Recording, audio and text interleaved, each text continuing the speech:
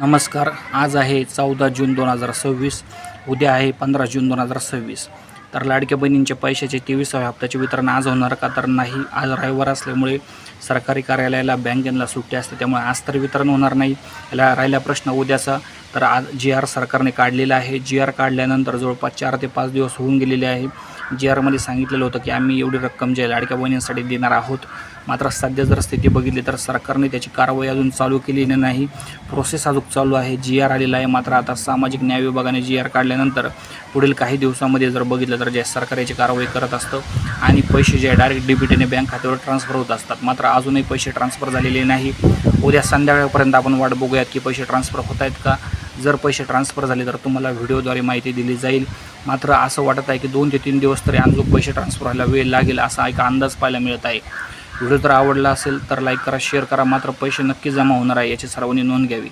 धन्यवाद व्हिडिओ बघितल्याबद्दल.